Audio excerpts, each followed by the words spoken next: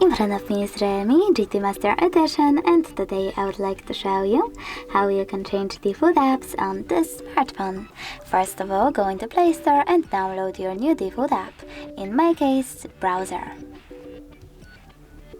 Download it.